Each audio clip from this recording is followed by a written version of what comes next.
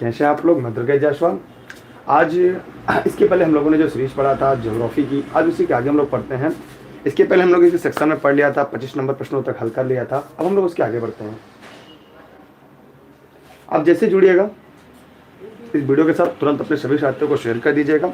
आइए तेजी के साथ हम लोग प्रश्नों को हल करते हैं एक एक करके, और आप अपने सभी साथियों को शेयर कर दीजिएगा। ये भारत के सभी भर्ती परीक्षाओं के लिए महत्वपूर्ण है, क्योंकि जहाँ पे सामान्य दिन की बात आती है वहाँ पे इसका पेपर का महत्व और ज़्यादा बढ़ जाता है। आइए एक एक करके हम इनके तथ्यों को पढ़ते हैं। पहला है, निम्न में से कौन सी ठंडी महासागरीय धारा नहीं है। उस दिन हमने इसके पहले वीडियो में जलधारा के बारे में, करंट के बारे में पूरा बताया था कि किन किन सागरों में कौन कौन सी धाराएं निकलती हैं, कहाँ से निकलती, कहाँ जाती हैं, गर्म कौन सी और ठंडी कौन है। इसलिए आज उसे डिफाइन ज़्यादा नहीं करना है। आज हम ये जानते हैं कि इसमें 3 धाराएं दिया है, लेकिन एक धारा पूछा है कि कौन सी ठंडी महासागरीय धारा नहीं है।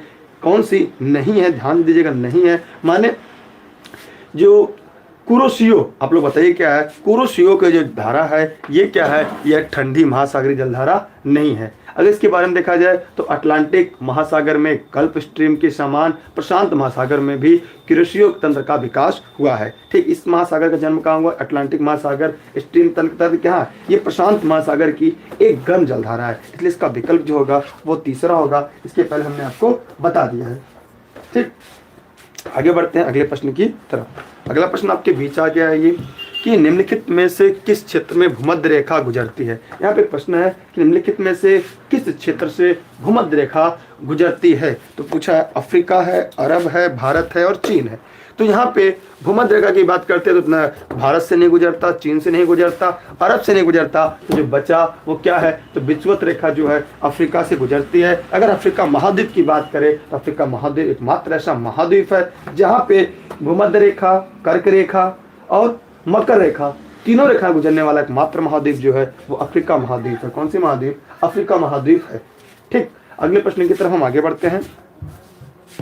अगला प्रश्न यहाँ पे है कि समुद्र की धाराएं निम्नलिखित में से किसका उदाहरण है। समुद्र की जो धाराएं होती हैं जिन्हें हम करंट कहते हैं, वह निम्नलिखित में से किसका उदाहरण है। आप जवाब दीजिएगा, सभी साथियों को शेयर करते रहिएगा, शेयर करना ना भूलिएगा। देखिए समुद्र की जो धाराएं होती हैं किसका है?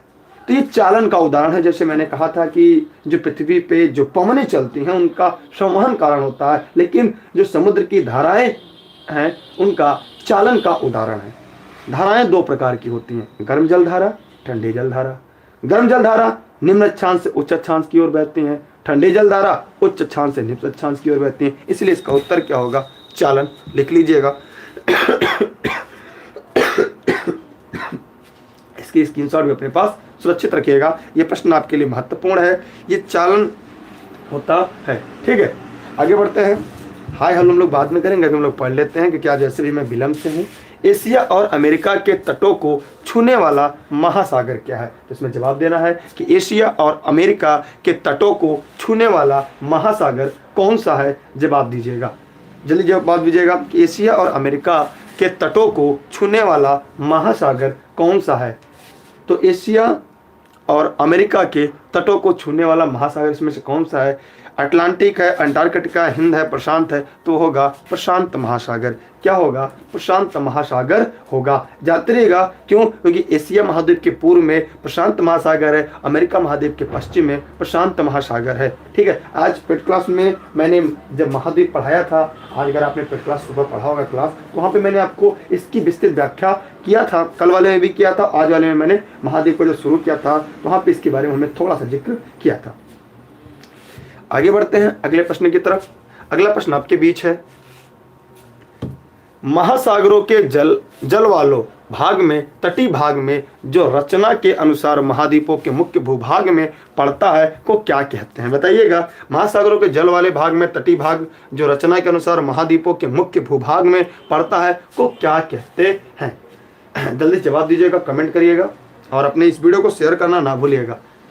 देखिए महासागरों के जल वाले जो भाग में, तटीय भाग जो रचना के अनुसार महाद्वीपों के मुख्य भूभाग में पड़ता है, उसे महाद्वीपी शेल्फ या महाद्वीपी तट के नाम से जानते हैं। तो ये प्रश्न इसके पहले मैंने करा दिया है। अगर आप सीरीज मेरी लगातार पढ़ रहे होंगे, देख रहे होंगे, तो शायद आपको यह प्रश्न मिल चुका होगा। महाद्वीपीय शेल्फ, इसे हम महाद्वीपीय तट के नाम से भी जानते हैं। इसे महाद्वीपीय तट या महाद्वीपीय शेल्फ के नाम से जानते हैं। अगले प्रश्न की तरफ हम आगे बढ़ते हैं। अगला प्रश्न आपके बीच आ चुका है, जिसका है मेरियाना खाई कहाँ है। तो इसका जवाब आपको पता होना चाहिए कि मेरियाना खाई कहाँ है, मेरियाना ट्रेंच कहाँ है।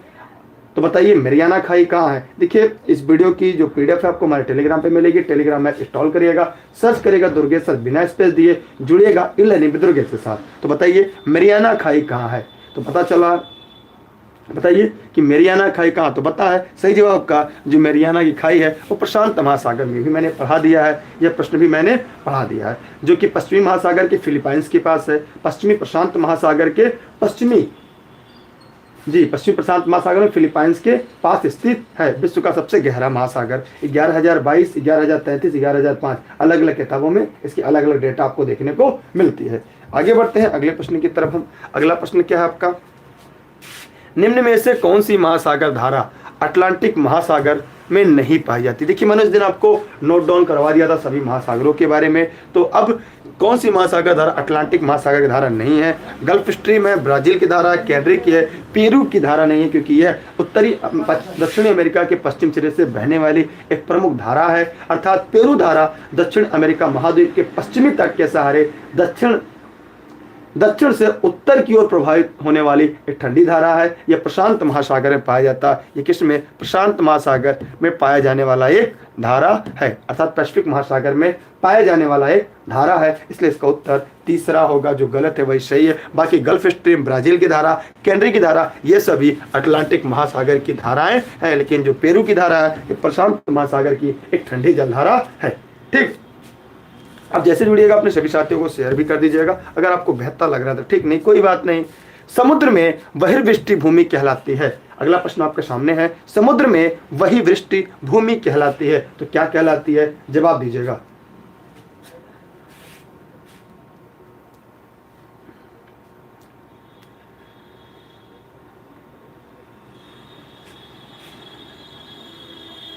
बताइए। देखिए, समुद्र में जो वही वृष्टि भूमि जो कहलाती है, क्या कहलाती है, कोई जवाब देगा।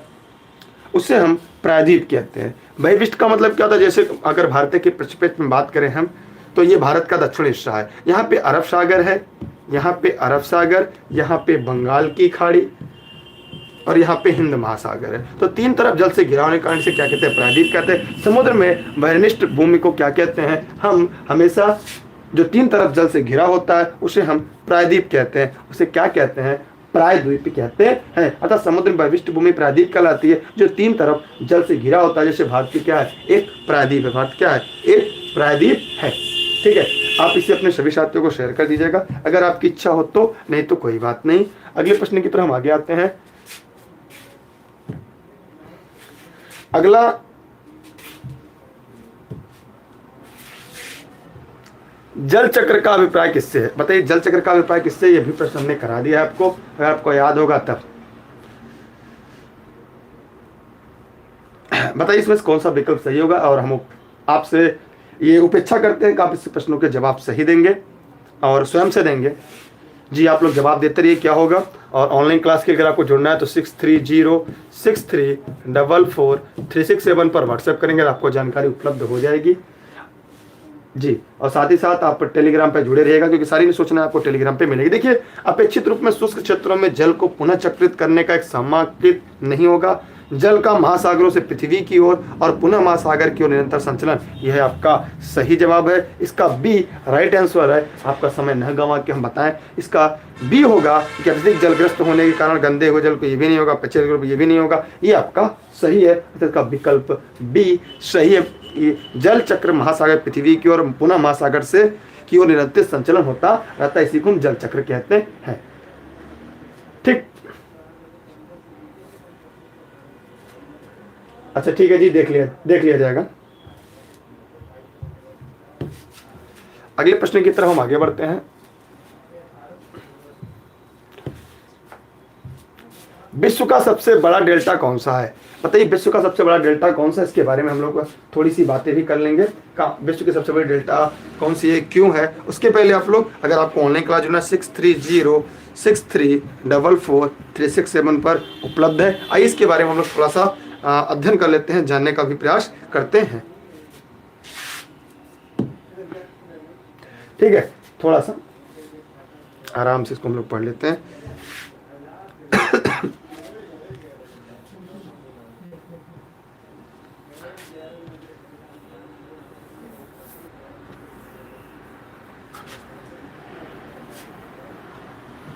माना ये भारत है, ठीक है, थोड़ा गड़बड़ बन गया। माना ये भारत है, यहाँ पे श्रीलंका है, तो हम यहाँ पे जानते हैं यहाँ पे एक नदी निकलती है जिसका नाम है गंगा नदी। ठीक है, गंगा नदी 5 राज्यों की यात्रा करते हुए 2525 किलोमीटर की जब लंबी यात्रा करने के बाद जब पहुंचती है यह गंगा नदी, कहाँ पहुंचती है, जब यह आपके बांग्ला से पहुंचती है, इसका नाम पद्मा हो जाता है। उधर से यहाँ से एक नदी और निकलती है,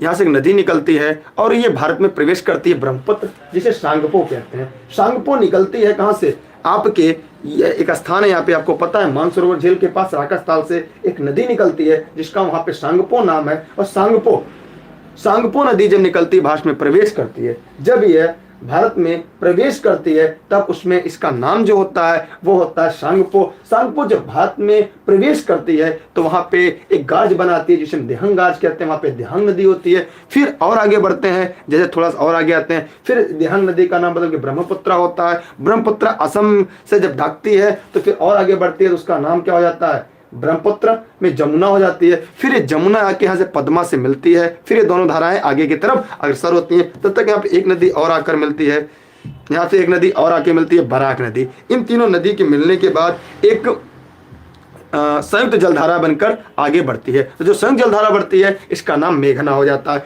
तो यहाँ पे इन दोनों नदियों के मिलने के बाद एक सबसे बड़ा डेल्टा का निर्माण होता है। माने यहाँ पे क्या होता है, एक बड़े डेल्टा का निर्माण होता है, इसे हम सुंदरमल डेल्टा कहते हैं। क्या कहते हैं, सुंदरमल के डेल्टा के नाम से जाना जाता है, जो दुनिया का सबसे बड़ा डेल्टा है। ठीक है, और ये कहाँ पे है, इसका हिस्सा बांग्लादेश में। इसके बारे में 1-2 लाइन लिखवा देते हैं, लेकिन इतनी बातें आप पहले जान लीजिएगा जो हमने आपको स्पष्ट तौर से बताया। हम लोगों ने क्या क्या देखा कि गंगा और ये जो ब्रह्मपुत्र मिलने के बाद जिस डेल्टा का निर्माण होता है उसे हम कहते हैं, माने गंगा और जो ब्रह्मपुत्र का विशाल डेल्टा है वर्तमान में भारत और बांग्लादेश के बीच विस्तृत है। इस डेल्टा का पुराना भाग भारत में स्थित है जो अपरिवर्तनीय है।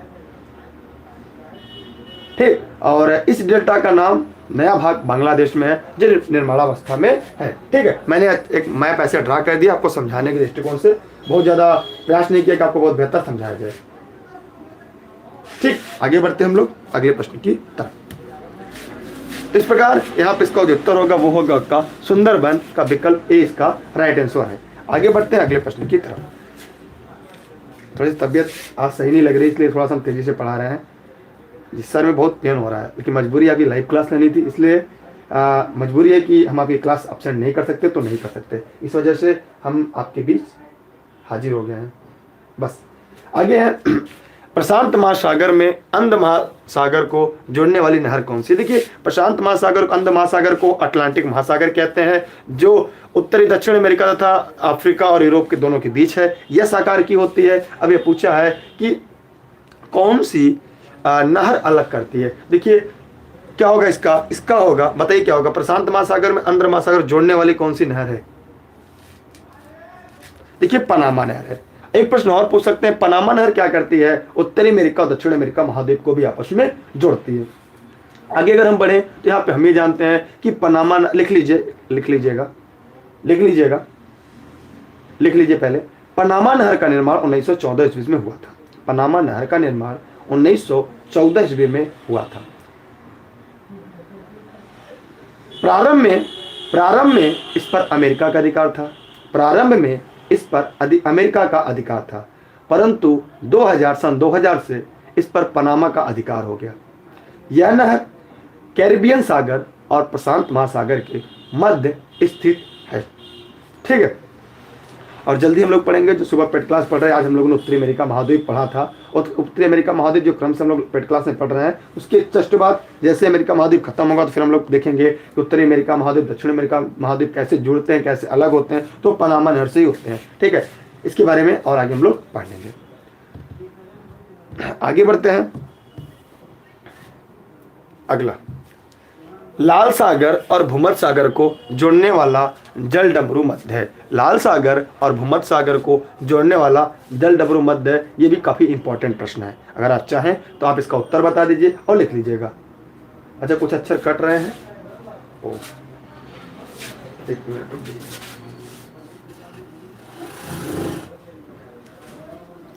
अब सही है, बताइएगा क्या होगा इसका। देखिए इसका क्या है, इसका है श्वेत जलडमरू मध्य। लाल सागर और भूमध्य सागर को जोड़ने वाला जो जलडमरू है उसे श्वेत जलडमरू कहते हैं। तो देखिए श्वेत जलडमरू का निर्माण 1854 से 1889 में हुआ था। 1854 से लेकर ठीक 1854 से आपका स्टार्ट हुआ था और 69 में बनकर तैयार हुआ था। ठीक, इसके बीच इसका निर्माण हुआ था श्वेत जलडमरू का। इसका निर्माण 1854 में जब प्रारंभ हुआ था तो फ्रांसीसी इंजीनियर फर्डिनांड द लेप्लेस को सौंपा गया था।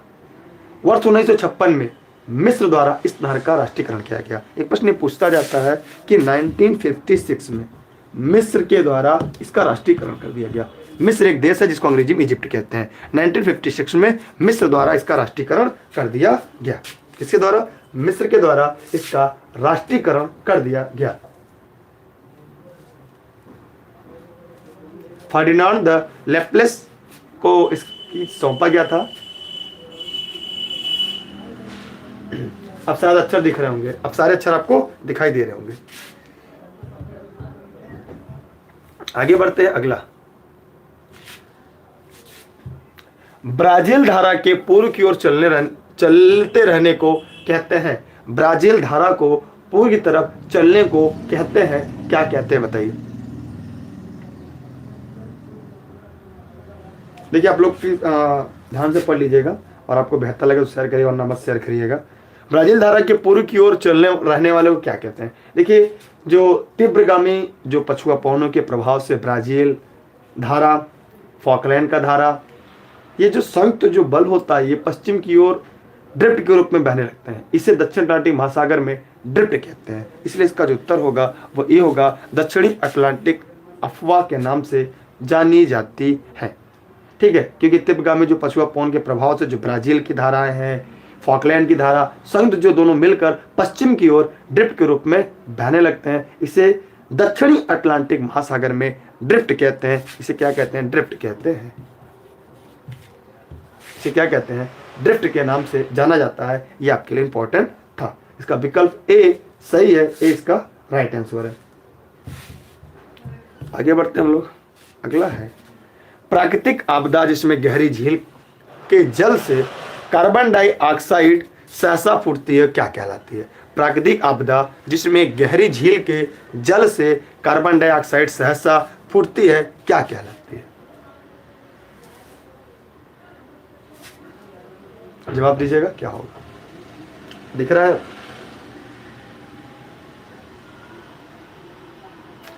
लैकास्ट्रीन नदी, हिम नदी, लिमिनिक, क्या कहलाता है। देखिएगा लिमिनिक, ये होगा लिमिनिक। आइए इसके बारे में देख लेते हैं, लिख लीजिएगा। लिमिनिक इरिप्शन होता है, लिमिनिक इरिप्शन होता है, लिख लीजिएगा इसके बारे में।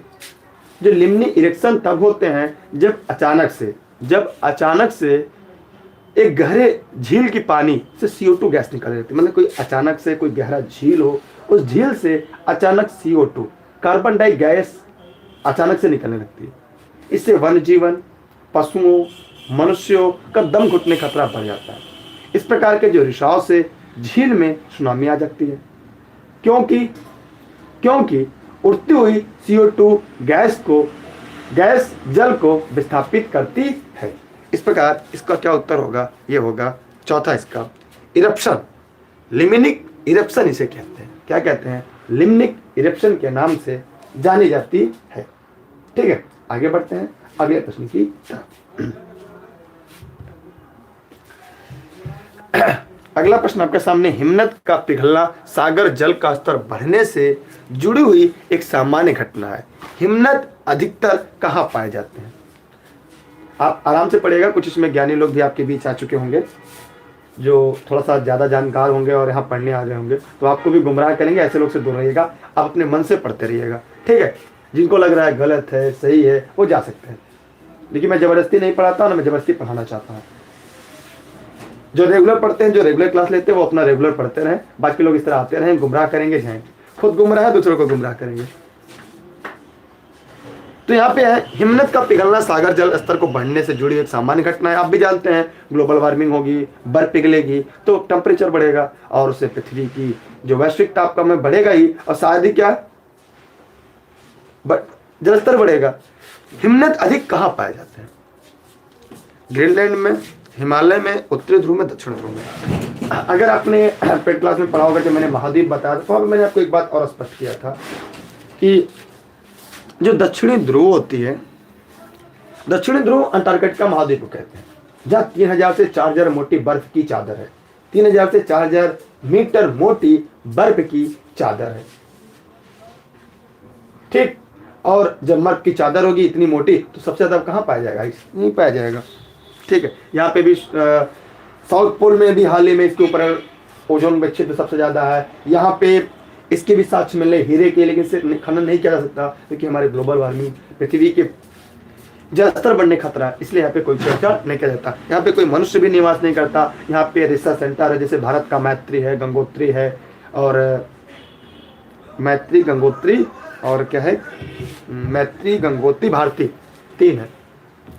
अगला आपका सामने आज इसके बारे में चर्चा हमने किया था पेड क्लास में। सार्गेसो समुद्र किस महासागर में स्थित है? सार्गेसो समुद्र निम्नलिखित में से किस महासागर में स्थित है? हाँ, भारती, भारती, गंगोत्री, यमुनोत्री। आज सर बहुत दर्द, इतना फट रहा है, इतना तेज गति से, लेकिन मजबूरी है कि आपकी क्लास हमें लेनी थी, इसलिए हमने आया, मजबूरी थी। मतलब इतना ज्यादा पेन हो रहा है, क्या बताएं। सार्गेसो समुद्र किस महासागर में स्थित है? देखिए, सार्गेसो सागर की अगर हम बात करें तो सार्गेसो सागर का जो इतिहास है काफी बड़ा है, लेकिन इसके बारे में भी थोड़ा सा हम देख लेते हैं। उत्तरी पश्चिमी जो अंध्र महासागर, अटलांटिक महासागर के लगभग 35 अंश उत्तर अक्षांश के आसपास सार्गेसो घास तैरती रहती है, जिसे जहाज रानी में बाधा पड़ती है।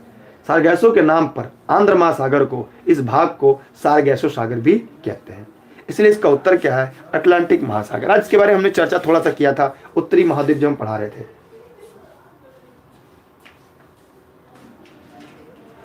ठीक है, आगे बढ़ते हैं हम लोग, आगे प्रश्न की तरफ बढ़ते हैं। यहाँ पे है, कौन सा जलडमरू स्ट्रेट ऑस्ट्रेलिया और तस्मानिया को अलग करता है? कौन सा जलडमरू मध्य स्ट्रेट ऑस्ट्रेलिया और तस्मानिया को अलग करता है? बताइए, जल्दी जवाब दीजिएगा ताकि हम तेजी से आगे बढ़े। ज़्यादा पढ़ाने की मेरी हिम्मत नहीं है, लेकिन ये क्लास और लेनी है, फिर एक क्लास लेनी है, आपकी इकोनॉमिक्स भी पढ़ानी है, क्योंकि अभी 2 ही दिन हुआ शुरू किए, तो मजबूरी है उस क्लास को भी आपको लेना है। 10:30 बजे से इकोनॉमिक्स की क्लास चलेगी। तो यहाँ पे क्या होगा, देखिए, बांस स्ट्रेट लिख लीजिएगा, एक लाइन में लिख लीजिएगा कि जो बांस स्ट्रेट ऑस्ट्रेलिया महाद्वीप के दक्षिण में विक्टोरिया राज्य के विशेष तौर पर तस्मानिया को अलग करने वाला एक समुद्री स्ट्रेट है। इसका उत्तर क्या होगा? बांस स्ट्रेट। लिख लीजिएगा, बांस स्ट्रेट, बांस जलडमरू मध्य, बांस जलडमरू मध्य, अंग्रेजी में उसे स्ट्रेट कहते हैं। ठीक है, बेरिंग नहीं होगा, ये गलत है। ठीक, आगे बढ़ते हैं हम लोग। सर, रेगुलरिटी किसी भी सफलता के लिए रेगुलरिटी माने रखती है, और मैं खुद रेगुलरिटी के पक्ष में हूँ, इसलिए मैं मजबूरी ये थी कि मैं नहीं चाहता आपकी रेगुलरिटी टूटे, इसलिए हम आपके बीच आए, पढ़ा कर ही जाएंगे। आप निश्चिंत रहें, क्योंकि न करने के बहाने बहुत से मिलते हैं, लेकिन हमें करना है तो फिर करना, आपको भी वही करना है। विश्व में सबसे बड़ी मूंगा चट्टान किस तट के निकट पाई जाती है? देखिए, ये मैंने इसके पहले मैंने बता भी दिया था कि ग्रेट बैरियर रीफ जो होती है वो दुनिया की सबसे बड़ी मूंगे की चट्टान है, जो ऑस्ट्रेलिया महाद्वीप के पूर्वोत्तर क्षेत्र में पाई जाती है, उसके समानांतर पाई जाती है, और यह उस कटबंधी क्षेत्र में 30 डिग्री ऊपर 30 डिग्री नीचे के बीच रहती है। इस दीवार की लंबाई लगभग, जो ग्रेट बैरियर रीफ है, इसकी दीवार की लंबाई लगभग 1200 मील, चौड़ाई 10 मील से 90 मील तक है, या कई स्थानों पर खंडित भी है। इसका अधिकांश भाग जो होता है वो जलमग्न होता है। इसके बारे में मैंने एक वीडियो में बताया था, अगर आपने लगातार क्रम से क्लास पढ़ रहे होंगे, एक भी क्लास नहीं मिस किए होंगे, तो आपको इसके बारे में पता होगा। आगे हम लोग बढ़ते हैं। अगला है वलयाकार रूप में नदियां किस दिशा में बहती हैं? वलयाकार रूप में नदियां किस दिशा में बहती है? पश्चिम से पूर्व की ओर, उत्तर से दक्षिण की ओर, वलय के समान, अनुप्रस्थ दिशा के समान।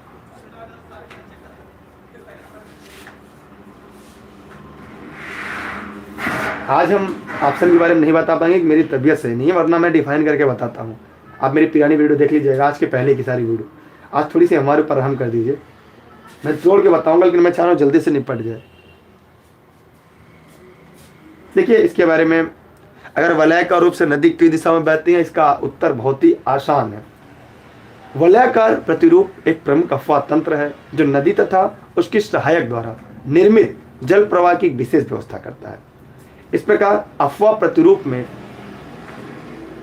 पर्वतीय नदियां अनुवर्ती नदी से जुड़ने से पहले वक्र अथवा चापाकार मार्ग से होकर गुजरती है। माने चाहे इसी से गुजरती हैं, चाहे इसी से मतलब चाहे चापाकार में होती हैं, चाहे वक्राकार में होती हैं। ये आंशिक रूप से भूमिगत वृत्ताकार संरचना के अनुकूल परिणाम होता है। इसलिए इसका जो उत्तर होगा वो वलय के समान होगा। इसके समान, वो वलय के समान होगा। ठीक है, ये इसका उत्तर क्या होगा? तीसरा इसका सही विकल्प है। इसका विकल्प क्या होगा? तीसरा होगा वलयाकार, वलय के समान।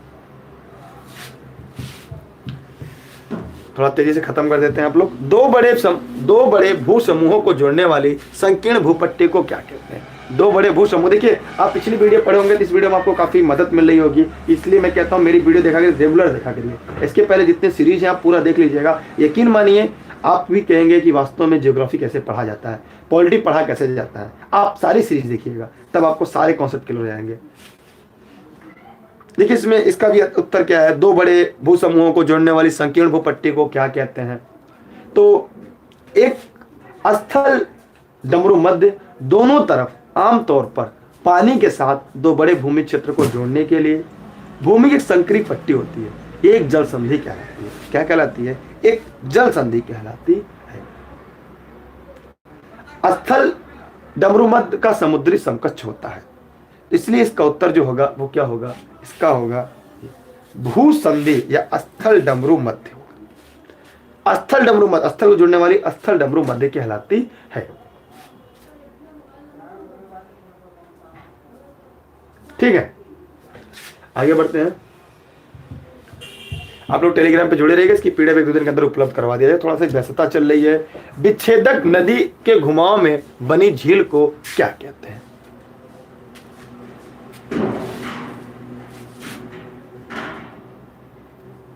आप इस वीडियो को शेयर कर दीजिएगा। थोड़ी सी आज वीडियो में एनर्जी कम मिलेगी क्योंकि मेरी तबीयत एकदम साथ नहीं दे रही, लेकिन मैंने वही बार बार कहा कि regularity is the most important for the success. इसलिए रेगुलरिटी के नाते हम आपके बीच आए हैं। रेगुलरिटी नहीं टूटनी चाहिए, बस चाहे कुछ भी हो जाए, क्योंकि ना करने के बहाने बहुत से मिलते हैं। आइए इसके बारे में हम बताते हैं कि जब नदियाँ जो घुमावदार नदियाँ होती हैं, इसके बारे में छोटा सा डायग्राम क्रिएट करूँगा। इसको मिटा दे रहा, अगर आप चाहे स्क्रीनशॉट कर लीजिएगा, जो मैंने पढ़ा दिया था। जैसे अगर नदी के बारे में अगर हम बात करें तो नदियाँ जब इस तरह से निकलती हैं,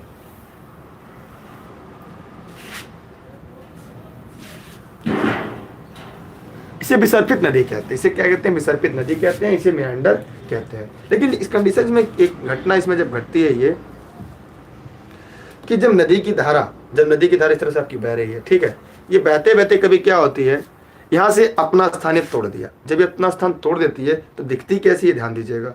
अब ये यहाँ से टूट गई, टूटने के बाद क्या होती है? जलधारा सीधा निकल जाती है। मैंने अचानक से प्रेशर बढ़ता है, ये धारा टूट जाती है। टूटने के बाद ये स्थान कैसा दिखेगा, आइए इसके बारे में हम लोग देखते हैं।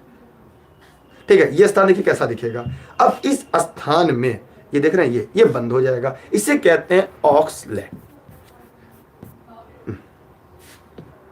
इसे कहते हैं ऑक्स लेक। हिंदी में कहते हैं गोखुर झील। हिंदी में कहते हैं गोखुर झील कहते हैं। माने जब नदी मेंडर स्वरूप में बहती है, विसर्पित होकर बहती है, अचानक से अगर नदी का प्रेशर बढ़ता है तो ये सब तोड़कर सीधा नदी बह जाती है, नदी इधर चली जाती है, यही सब टूट जाता है, तो इसमें जल भर जाता है। और इसी जल को ऑक्स लेक या गोखुर झील के नाम से जानते हैं। ऑक्स लेक या गोखुर झील के नाम से जाना जाता है। इसे ऑक्स लेक या गोखुर झील की संज्ञा दी जाती है। तो इसका उत्तर क्या होगा बताइए? विक्षेपित नदी घुमाव में बनी झील को क्या कहते हैं? माने अगर इस तरह से कोई नदी आ रही है तो यहाँ पे अगर ये टूटेगी, तो अगर यहाँ पे से टूट के इधर चली गई तो यहाँ पे जो जल बनेगा, ये बनेगा जैसे ऑक्सलिक्स, ये यू आकार की झील होती है। इसका निर्माण विक्षेपित नदी के घुमाव से होता है। इस प्रकार की झील के विशिष्ट घुमावदार आकृति जो बैल के जुए की तरह होती है के कारण इसे ऑक्सबो झील कहा जाता है। इसलिए इसका उत्तर सी तीसरा सही है। ठीक है, कॉन्सेप्ट क्लियर हो रहा है आप लोग का? इस वीडियो को पूरा देखिएगा और मेरी पूरी सीरीज देखिएगा, तब आपके कॉन्सेप्ट को और क्लियर हो जाएगा और बेहतर तरीके से। आगे बढ़ते हैं हम लोग। अगला, निम्न में से कौन सी उष्मा महासागरी धारा है? कौन सी उष्ण महासागरी जलधारा है? बताइए, निम्नलिखित में से कौन सी उष्ण महासागरी जलधारा? देखिए पढ़े रहिए, क्योंकि ये सुपर टेट में कई बार पूछा जा चुका है, आपकी परीक्षा के लिए सबसे ज्यादा महत्वपूर्ण है।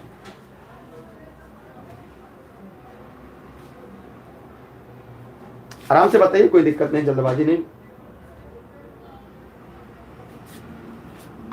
यहाँ पे देखिए और अच्छे से समझाते हैं, लेकिन आप तबीयत मेरी साथ नहीं दे रही है, और लेकिन बस वही मैंने कहा ना, रेगुलरिटी किसी भी इंसान की सफलता के लिए माने रखती है, तो आज रेगुलरिटी के लिए ही हम आपके बीच हैं। यहाँ पे देखिएगा जो गल्फ, देखिए अगर आपने पिछली क्लास ली होगी तो आपका उत्तर सही होता। गल्फ स्ट्रीम के जो धारा है ये उष्णकटिबंधीय गर्म जलधारा है, और इसी सीरीज में मैंने पढ़ाया है। पिछला वीडियो अगर आपने देखा होगा तो आपको यह बात पूरी तरह से भली भांति याद होगी। गल्फ स्ट्रीम की जो धारा है उत्तरी आंध्र महासागर या अटलांटिक महासागर से होने वाली गर्म पानी की एक प्रमुख महासागरीय धारा है।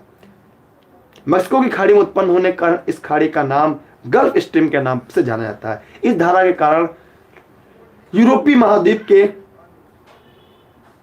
ठीक यूरोपीय महाद्वीप के बंदरगाह खुले रहते हैं। क्यूरेल ठंडी है, लेब्राडोर ठंडी है, कैनरी ठंडी है।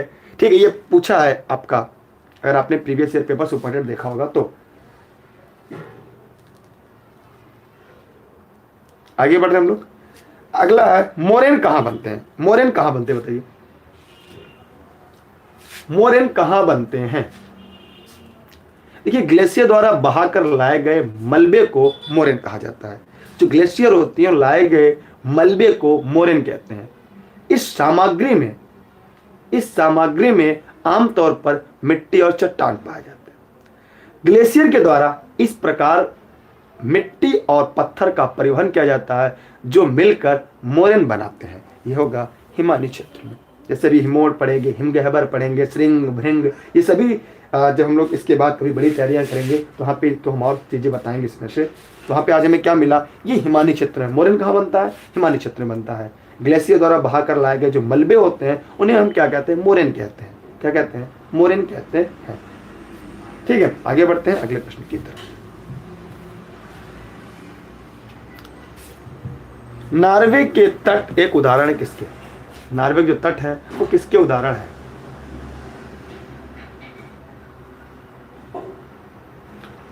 बताइए आराम से, नॉर्वे तट किसके उदाहरण है?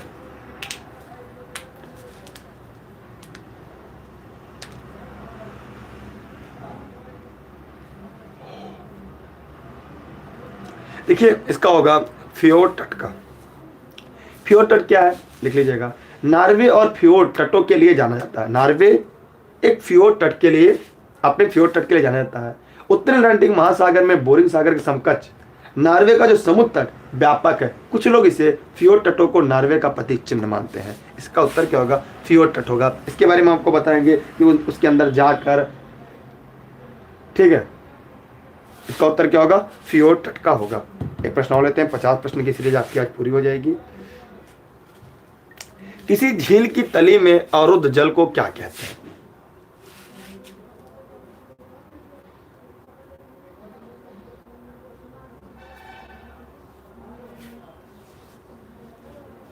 बताइए, जवाब दीजिएगा।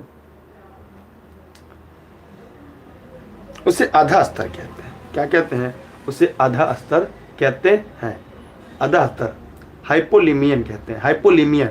हाइपोलिमियन आधा स्तर के नाम से जानते हैं। माने अगर हम यहाँ पे अगर झील बना दे इस तरह से तो इसके 3 स्तर होते हैं, 1 2 3। तो जो नीचे होता है उसे क्या कहते हैं? हाइपोलिमियन कहते हैं। हाइपोलिमियन को आधा स्तर कहते हैं। फिर उसके थर्मोमिलियन होता है, फिर इप्लीमिलियन होता है। इस प्रकार 3 होते हैं। जो सबसे नीचे का हिस्सा होता है उसे आधा स्तर कहते हैं। यहाँ स्थिर जल होता है और पानी कैसा होता है? ठंडा होता है। इसलिए इसका उत्तर क्या होगा? चौथा होगा। इसे 3 भागों में बांट सकते हैं, हाइपोमिलियन, थर्मोमिलियन, इपैलोमिलियन। तो इसका क्या होगा? यहाँ पे सबसे नीचे जो है उसे हाइपोमिलियन के नाम से जाना जाता है। किस नाम से? हाइपोमिलियन के नाम से जाना जाता है। ठीक है, इसी के साथ आज 25 प्रश्नों की सीरीज आपकी खत्म हो गई है और आप इस वीडियो को एक बार देख लीजिएगा। और मेरी एक रिक्वेस्ट आपसे है कि आप पूरी वीडियो को सीरीज देखिएगा, मतलब वीडियो नंबर 1 से लेके 2, 3, 4, 5, 6, 7 क्रम से देखिएगा। और प्लेलिस्ट बन चुकी है, कुछ और करना बाकी, समय का अभाव हम नहीं कर पाए और आज तबीयत मेरी सही नहीं, इसलिए मैं विस्तृत व्याख्या और ज़्यादा नहीं कर पाया। इसके बाद मैं दोबारा आऊँगा एक बार रीजनिंग की सीरीज लेकर, फिर उसके बाद 10:30 बजे से आपकी अर्थशास्त्र की सीरीज जो निःशुल्क चल रही है वो लगातार क्रमशः चलती रहेगी। बेशक उसमें भी शायद थोड़ा सा कम पढ़ाऊँ, लेकिन हाँ मैं पढ़ाऊँगा जरूर। और किसी प्रकार अगर कोई समस्या हो तो आप कमेंट करके पूछ सकते हैं, नहीं तो आप चलिएगा और वीडियो की सीरीज को पूरा जरूर देखिएगा, पूरी सीरीज देखिएगा, ये मेरी आपसे रिक्वेस्ट है। और दूसरी बात, आप टेलीग्राम ऐप इंस्टॉल करके दुर्गेश सर से जुड़िएगा, क्योंकि मेरी जो भी अगर मुझे जल्द आना होगा तो मैं आपको टेलीग्राम पे बता दूंगा, नोटिफिकेशन में टेलीग्राम पे ही मिल पाएगी, क्योंकि कभी कभी यूट्यूब नोटिफिकेशन नहीं देता। कल से क्लासेज और बढ़ जाएंगी, क्योंकि सीटेट की क्लास शुरू हो जा रही है, सुपर टेट की क्लास ऑनलाइन पे चल रही है, तो फिर अपर प्राइमरी की भी चलना स्टार्ट हो जाएगी, तो थोड़ी समस्या हो जाएगी। ठीक है,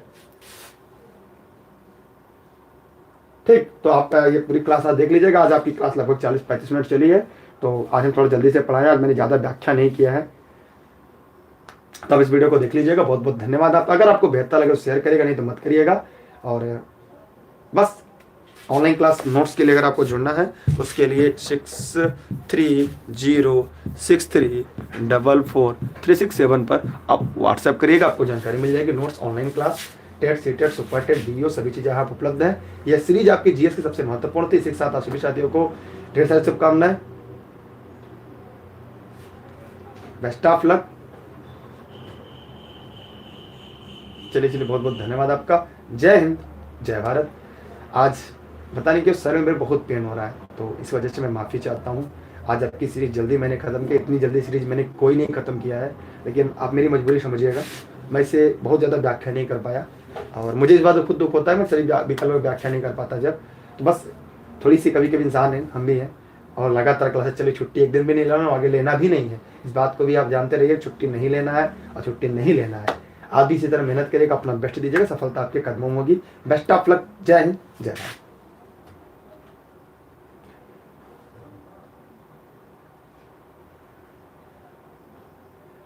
आप लोग इस वीडियो को